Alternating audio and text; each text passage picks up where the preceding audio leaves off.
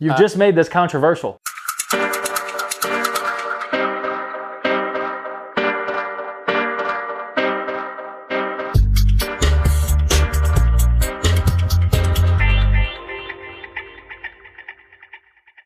Welcome, everyone, to another episode of Coaches on Couches. Bing Slouches. I am Coach Dale Sanford. And I am Coach Bryant Funston. We are the co-founders of BPC Performance Coaching, where we specialize in helping time-crunched athletes optimize their busy schedules so they can maximize their athletic performance. Every BPC coach is trained in our 5 pillars coaching system that has been developed over the last 11 years through our work with athletes of all ages and ability levels, from fresh off the couch to world championship competitors. You can find out more about BPC by going to buildpeakcompete.com. Freshened up website. Give it a look. New year. Checking Facebook and YouTube at Build Peak Compete. Or all up on that Instagram at BPC Performance. There we go. I can put my phone away now. All right, so today we're going to talk about these fancy little things. If you're watching live, you can see them. If you're not, you can't. These are the Oura Rings. The Oura Rings. Have you noticed a change in your aura with the Oura Ring? No. Little play on words there. This is another wearable device that Lance Armstrong convinced me to buy, basically. Listening, occasionally listen to the Move podcast, and he basically... This is the only performance-enhancing tips that Dale has taken. Yeah. No, you also did the power dot. The power dot, which I also have. Yep. We got a fanboy over here, apparently. It's not really that. It's going to be some controversy here, Dale. You've just made this controversial. I just like tech. Let's just put it that way. Techie. Yeah, that's all we have in common. Yes. Okay. That we like tech. Except he's getting paid for his Oura Ring and I'm paying info. For it. Yeah. And we paid for it. Yeah. And so the info you were getting is not skewed by any sort of affiliate tracking. Nope. We're not going to provide a link for you to go buy and us make money off of. I'll be like, they do 0 discounts. No. You can look all you want. None.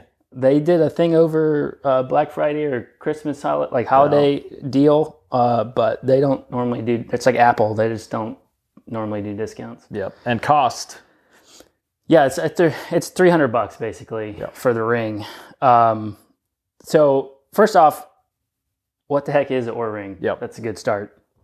So it's a wearable personal health tracking device. So that's how they tout it, yeah. Yep, so we looked it up on their website to make sure we got their terms correct. But essentially there's a bunch of different metrics that it's tracking from your body. Yep. And based on that, it's providing you feedback. And hopefully as an athlete, you're looking at some of these metrics or all of these metrics and using that as a way to improve your overall performance. Yeah, so it's like there's a lot of things that it tracks, but then there's a lot of other things that it kind of extrapolates from the data that it's tracking. Yeah, which we'll go into for sure. Yeah, so let's kind of hit on the things that it tracks first, and then we'll kind of go into like how that stuff is useful, and then pros and cons and is it worth it type of thing. So it tracks and would we buy it again? Right. Stick around. So it tracks. Get ready if you want list. If you want to get a notepad down, because this is a long list.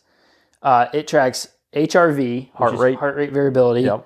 The time between heartbeats. This is something that's become very popular over the last several years on like tracking for recovery purposes and stuff like that. It's become for some more accurate for their recovery tracking than resting heart rate. Mm-hmm. So a great metric there. So higher HRV relative to your norms, good thing.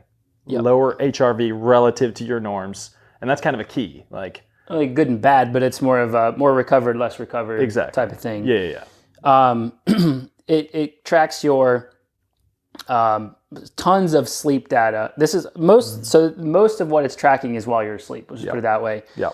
You can do you can tell it to track at certain times of the day if you want to take like a rest or something like that and just see how your body's doing.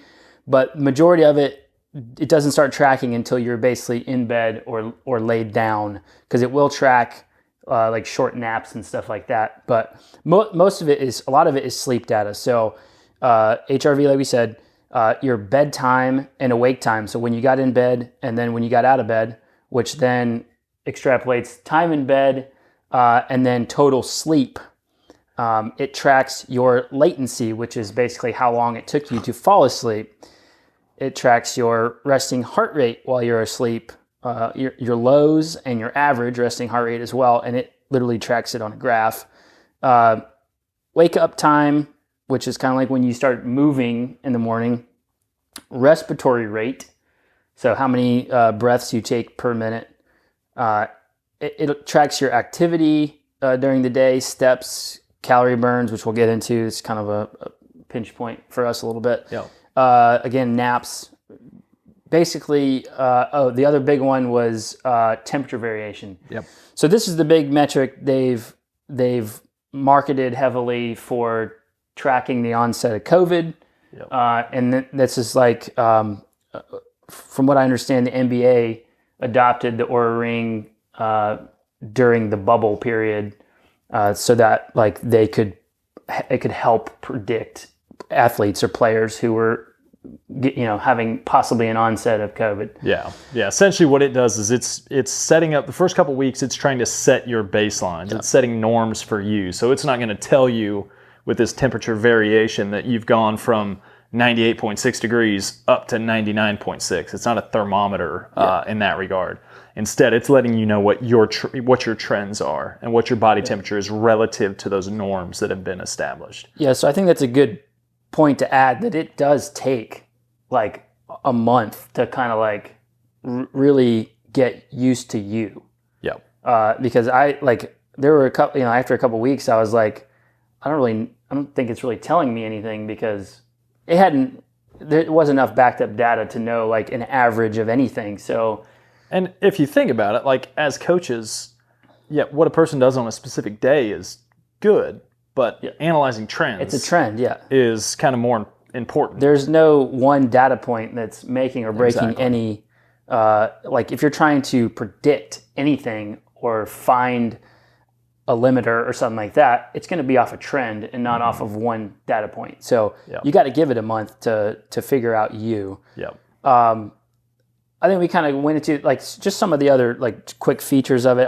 We don't want to go into like a DC Rainmaker like review of it really, but it does like have a feature where it can like, you can like take moments, what it's called, during the day, and it can take you through like guided breathing or meditation or something like that. Within the app. So there's an app on your phone, and within that app, you can select. And if you're doing something that's longer than 3 or 5 minutes, it'll give you an HRV score, a body temperature score, as well as a low and average resting heart rate, an HRV as well, I guess, right? Yeah, I think over 5 minutes. Yeah. Yeah. But it will allow you to kind of take those times. And I guess kind of a bonus or a plus is if you are doing that, now you're being more conscious about trying to be. Well, and not to go sideways on this, but there obviously is there's a lot of studies on the benefits of guided breathing and meditation and stuff like that for your overall health and performance. So, it's just I think it's a cool feature to have within the app itself, even if it wasn't like monitoring anything. Yeah. So with all of these metrics, it is then kind of putting together all of this data it's their attempt to make it more simple, because like for the average person, if you sit there and looked at HRV, bedtime, wake time, latency, wake up time, respiratory rate, your head would explode. So, it tries to take this data together and form a couple of scores, to kind of give you an idea if you're doing well with that particular score. Yes. So, the big one it comes up with is readiness score. And that's what kind of, if you hear people talk about the Oura Ring, they're going to talk about their readiness score. And that is a combination of absolutely everything, basically. And it's there to kind of tell you, like, essentially how ready, as an athlete, how ready you are to take on a harder workout for that day or something like that. Yeah. It's essentially looking at, like, how much exercise have you done? How much did you do the previous day? You know, what's the trend on your exercise? When was your last higher level of recovery day? How has your sleep been? The quality of your sleep, the length of your sleep? And it's trying to take all of that together and tell you, okay, based on all those factors, based on how well you've been sleeping, based on the metrics within your sleep, based on how much activity you've done the previous day or days, we feel as though you are either more or less capable to go harder on any given day. Yeah, the other two major scores that it gives you are the sleep score, which is basically takes all the sleep data and comes up with how well you slept, type of thing. And then your activity score, which is made up of how active you were, you know, the day and the previous days. And we'll kind of get into a little bit more on that kind of thing. But for the most part, you're really, like, if you looked at one thing every day, it would be the readiness score. You know, like, as far as, like, what they want you to. If you're just wanting a snapshot thing. Yeah. So as an athlete and a coach, there are certain things about the data that it gives that we find more or less useful, and that can be used to, you know, kind of gauge what you should be doing for the day. This is essentially the stuff, like, the way we've been using it. So let's just dive into, like, what are we looking at and how are we finding it useful? I'll put out there at first, though, this is, like, there should be no piece of technology that tells you how you feel. Let's just put it that way. You should not, like, if the thing tells you you're smoked and you feel great, go hit that workout. Like, you still have to listen to your body. And it's like, when you read the comments in the Oura Ring app, even when your readiness score is maybe a little lower, it basically just tells you to listen to your body. Yes. Like, still listen to your body. Like, it's almost like a weather report. Yeah. Like, chance of clouds and sun. Yeah. And wind and rain. Yeah, pretty much. So it's not the end all be all, but there is a lot of useful information. So here's some things that we have actually found useful in it. So one of the big things for me is it has forced me to pay more attention to my sleep, and, like, when I go to bed and how much actual sleep I'm getting versus how long I've been in bed. Yes. You know, I try not to let it tell me I had a crappy night's sleep, because then I don't want to get in my head that I had a crappy night's sleep. But when I look at the trend of, like, when I'm going to bed, when I'm getting, like, the REM sleep and the deep sleep, and how much of that, how restful that sleep was. Right. It really has made me kind of at least question some of the choices I'm making pre-sleep and like times to go to bed if I'm really that serious about getting up and doing a training session or something like that.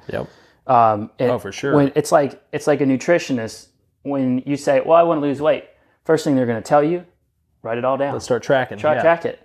And then when just bringing awareness to what's happening, because you can make up stuff in your head. Like, oh, I got in bed. Like, and this is what I was doing previously. It's like I would get in bed at this time, and I knew I would get out of bed at this time. So my assumption was I was sleeping the amount of time that I got into bed minus maybe 10 minutes to fall asleep to when I got out of bed. But really, this is providing a lot more feedback on quality of that sleep, but also the gaps within the time you're awake, the time that it took to get to sleep. Just the fact that you're in bed doesn't mean you're necessarily regenerating like you should be. Yeah, so like we get up early quite a bit during the week for 3:48 today. I woke up wide awake. That's too early for me. Yeah. But we do that a lot, and so for me, like, I have to, if I don't adjust my going to bed time, then I'm gonna run a sleep deficit for too many days, and I'm gonna mentally be smoked. So if that happens, I've used the app's data to then like know a day where if I have the opportunity to sleep in a little bit later, and I know, and it takes planning, but I can adjust the training I'm going to do the next day or the times I'm going to do those and get that extra sleep to kind of, because I'm a firm believer of catching up on sleep, like if you lack it for a few days. So, you know, I've used it to do that and just kind of adjust. Well, I don't need to do a early morning session tomorrow. I'll sleep in and I'll do the afternoon type thing, like just to get that extra sleep. So it's been really good on just making some adjustments on sleep time, like when to go to bed. And that's kind of a big part, is it'll start giving you reminders. Oh yeah. And it's kind of based Don't you think it's time to go to bed now? Mine will start telling me like you should start getting prepared for sleep. So it'll cue you on like, hey, bedtime is approaching. You should start considering winding down and taking steps to wind down. It was starting to shoot those to me at like 5 p.m. I'm like, oh. Yeah, if we haven't mentioned it a million times, Bryant tends to try to go to bed around 8. I go to bed early. But it will adjust. Like it starts taking into account what your normal bedtime is. Yeah. And then it's also looking at, okay, how has the sleep been? What is the readiness score? Like where's that fatigue level? And it will suggest you going to bed earlier if you need to get more rest. Yeah. And I think something else has been kind of handy is when you aren't having as good of a night's sleep, it will provide some suggestions on reasons for why that may have happened. Like, did you exercise too close to bed? Did you eat too close to bed? Like things that can impact your ability to get a good night's sleep. It'll cue you on. And so now you can start thinking about it like, okay, or experimenting with it. Yeah, if you dive into the suggestions, they're pretty simple, but they're very helpful because it's just in your face. Like, it's there. You know. Like one thing I've done, their suggested temperature, I believe, if I'm not mistaken, says it's like 64 degrees is what your room should be. 64, 65, somewhere around there. And usually we were going, like in my room, like 68 right now. Yeah. But we've dropped that down a few degrees. And I have noticed an improvement in sleep by dropping the room temp. Yeah, so kind of my wife on the other going hand. Like that, so in the app you can you can put tags on every day. Yeah. And so like there are things like that you do that if you tag it, it's easier to catch a trend and then make changes because of that. So one thing that is blatantly obvious is that anytime that I consume alcohol, my resting heart rate is not a massive amount. It depends on how much, but like my resting heart rate. We're gonna turn this into an AA meeting. My resting heart rate is elevated. On those evenings when I'm sleeping, and generally restfulness is way less. It's like way lower. Or worse, or whatever you want to say it. And respiratory rate. Respiratory rate goes up. Way up. I've seen way up sometimes, and body temperature I've seen. Body temperature increase as well. And then your HRV is also usually affected as well. Oh, for sure. So I mean, honestly, it's made me like it's in your face. Yeah. So it's made me question right cut back drinking altogether, and then during the week and everything. So it's just when the data's in your face, you can't ignore it. So if you want you good can always sleep and recovery, you can always pretend like you're doing things great or like something's not impacting your ability to perform. But if you're really trying to dial all that in, like go back to the weight loss thing again. Like it's easy to say in your mind, oh, I'm having a bowl of oatmeal with some peanut butter in it and a few raisins, which is what I had this morning. Like, that's got to be 350 calories. And then you add it all up, and it's really like 800 calories. Like, I actually weighed out my peanut butter today. Like, I'm usually, like, here's a normal size scoop. Like, how much is this? It was like 4.5 tablespoons. I was like, that's like 400 calories in peanut butter right now. Oh, yeah. I do love peanut butter. Needless to say, I'm trying to get down to race weight again for this COVID-19, as in COVID-19 pounds. Yeah, lose that COVID-19. Lose that COVID-19. Yeah. Yeah, so it's, those have been some like really good kind of ways that we've used it. Yeah. One thing I've been tracking a lot and paying a lot of attention to has been the heart rate overnight and the HRV. Like those are kind of the two things. Like how much sleep did I get? What was the quality of it? How was my restfulness? And then resting heart rate. Like what low am I hitting overnight? And that, like almost like a true resting heart rate. And then what's my HRV score looking like? And I'm using that to kind of say, okay, what have I done the past couple days? And it's like we talk about with people as well, like as far as adjusting your hydration based on your sweat rate. Like the more you track it, the more you can kind of have a good feel for that. Yep. But I've noticed after a couple bigger or harder training days, or if hydration isn't where it should be, I'm going to see a spike up in that resting heart rate, as well as a decrease in my HRV. Yeah, those are pretty much the two that I've looked at as well, just to like on day to day. Like I try not to let a piece of technology tell me if I'm ready to do a harder workout or not.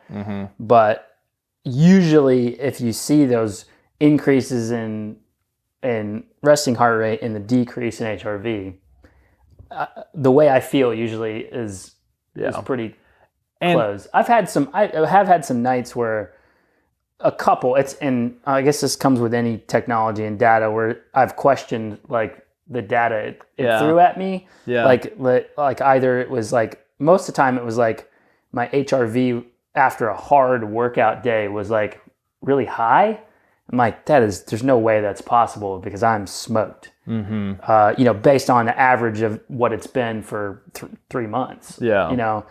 But I think every piece of technology, I mean, every power meter is going to have some blips here, here and there. So, and again, that's where it goes back to trends, right? It's got to be trends. Yeah, it's not any one data point. Yeah, and I will also say, at least as far as I've noticed, like if it's got its own algorithms, right? That's kind of trying to process all of this information and provide a score for you. If you're a much more fit individual that can handle a higher workload, if it's looking at your activity score and the amount of activity you had on consecutive days, so say you're someone who's putting in a 20-hour a week, but you've built up to that, you've built up the fitness to be able to handle a big training stress, it's going to look at that and say, like, you need to chill. Like, you'll see during a big training block that it's probably telling you you need to rest, and a big part of that can just be because of that training score. Yeah. So again, going back to Dale's point, know what you're doing and why you're doing it. Use this as another piece of data and another reference point to make sure you're making good decisions about trying to get better sleep if you know the sleep hasn't been good. But you also have to know that there's a time to stress your body and a time to recover. There was one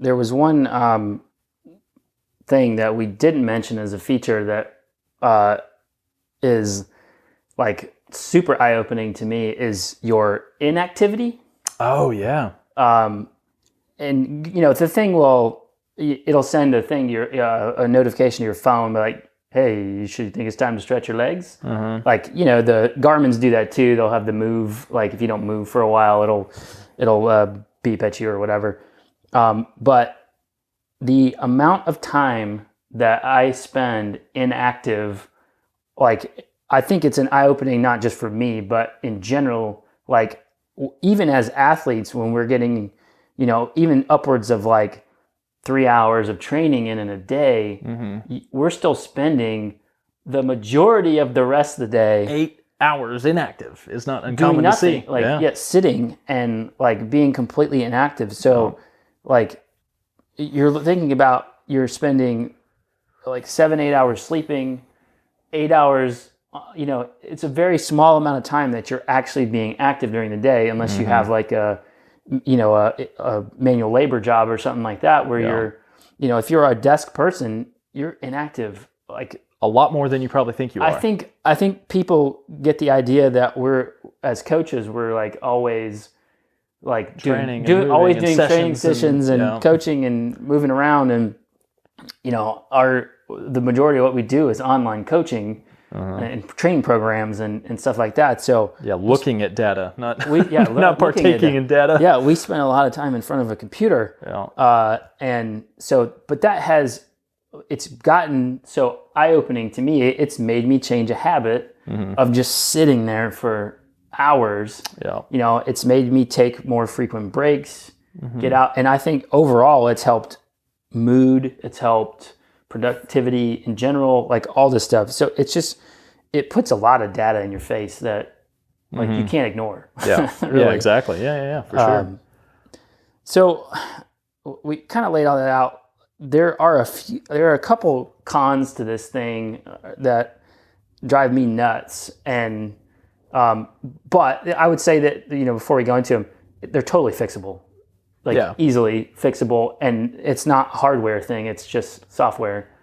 And I don't know, like, the mission statement initially of the company, but I don't think initially it was, we want to be hardcore going for athletes. Yeah. This was more of a general health and fitness, like general health, fitness, well-being was the target market. Like, how do we help the greatest number of people improve how they feel?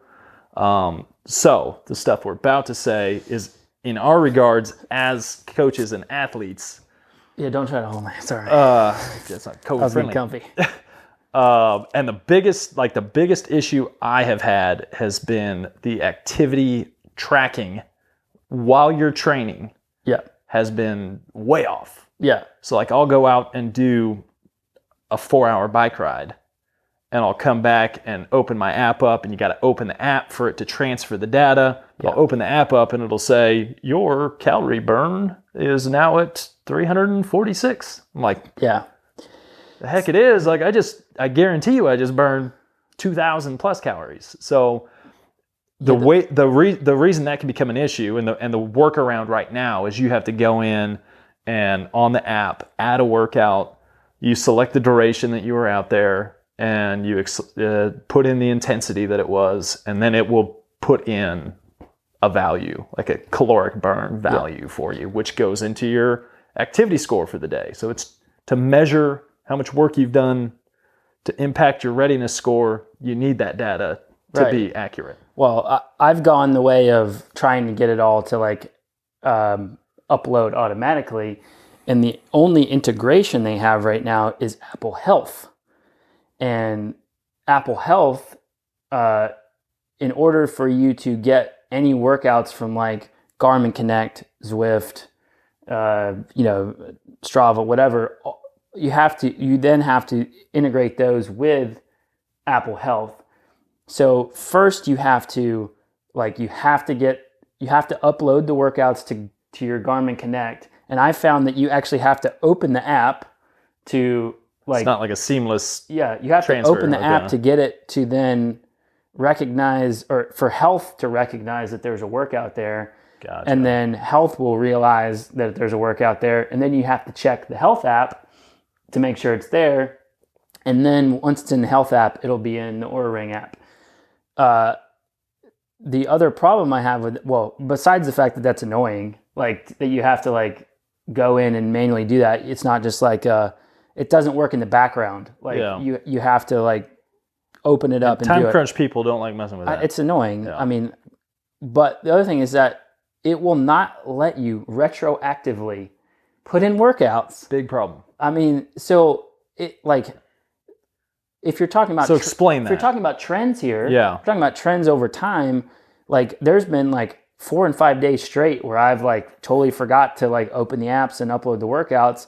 And now like my activities, it's saying like I'm being inactive, and like it just throws off the activity score, which throws off the readiness score. Yeah. In my opinion. Like, for sure. Yeah. So like, yeah, the only time it's transferring data is when you pull your app out and open the app on your device. Yeah. And then it talks via Bluetooth to your phone, to the app, and it pulls the info. Right. So if you forget to do that on a day, it's not going to pull up any of your sleep data from the previous day. It's not going to pull up any of your steps, your activity data. It's not pulling up any of that stuff. It's essentially gone, and you cannot, like Dale was saying, retroactively go back and say, oh, I forgot to adjust the amount of exercise I did yesterday. I forgot to put in my workouts to get a more accurate activity score. And so now it's a little bit off. Yeah. My only other like little con here, like I would say the battery life in this thing's pretty dang good. It's about 4 or 5 days. You have to charge it every 4 or 5 days. But for some reason, it like fails to tell me that I need to charge the thing until like 5 o'clock at night. Oh, really? And I'm like, can you just tell me at like 8 in the morning and I'll put it on the charger, no problem. But then I'm like, in the middle of like dinner and stuff like that, and then I forget to charge it and it dies overnight, and then I lose a night's data or something like that. I've tried to be really good about like opening it each morning, and it'll like tell me like, hey, it may die. You better charge it before you go to bed tonight. Sometimes I don't look at it until like right before I'm training. Yeah. So yeah. So yeah, you got to, if you're going to get one of these, like open it in the mornings, open it a few times during the day, like let it sync your data, let it track it, like let it go in, manually do the workouts if you need to do that to get the scores more appropriate. Or, if you're just using it for the sleep data, like there's a lot of what I feel is valuable information. So that's the question. Is it worth the money? Like, there's a comparable, there's a big competitor out there is the Whoop band. And just diving into that, like we don't have the Whoop. We actually I reached out to Whoop and Oura and said, hey, we'd love to like wear these for a while, review them. And they said, nope. Who dis? They're like, nope. I was like, you haven't seen Coaches on Couches? And they're like, you don't even have a sock sponsor. I'm like, damn, you got me there. At any rate, so Whoop strap, like one of the some big differences there. Like this is going to measure your respiratory rate. And it's going to measure your temperature variation, which Whoop is not going to do. Yeah. Or at least doesn't right now. Right now. Yeah. So those are kind of two big ones. And Whoop, so the Oura Ring is like a $300 one-time thing, and the Whoop is basically the band is quote unquote free. Yeah. But it's a $30 a month subscription. Yeah. If you go month to month, $30. So in my opinion, as the cheapo. Well, it's cheapo. You're spending $300 on a ring that tells you how you sleep. But like in my opinion, I'm much more. That's why we went this route. And I can't stand sleeping with watches on. I take my Garmin off every night because I can't stand sleeping on it because it catches on stuff and bothers me. This thing, I don't even know it's here anymore. Yeah. Yeah, big one for me was just the fact that it's a one-time fee versus a recurring fee. And we've had some athletes in the past who have gotten the Whoop strap, got used to it, like learned enough about how their sleep and how their exercise and how all of that kind of factors in, and then said, okay, I'm done. I'm not going to pay any longer. One big pro with Whoop is it does connect with Training Peaks. Yeah. So as a coach, having that integration is super nice. If you can go in and look at automatically see all those metrics posted on what their sleep was, the time in the different sleep stages, like all that stuff's super helpful for a coach and kind of looking at the full picture of an athlete. Oura Ring does not do that. Yeah. So that's kind of the big ones. Overall, in my opinion, and I'll let you speak for yourself, I think it's worth the money in the fact that it puts so much useful data in your face that you can't ignore it. And it kind of, for me, being a data hound and a sport performance person, I love it.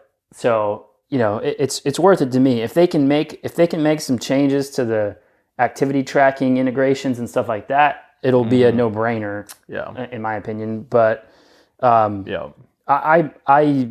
think the data is totally useful,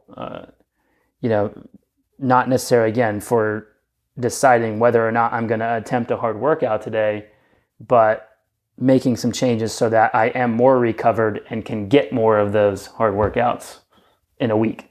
Yep.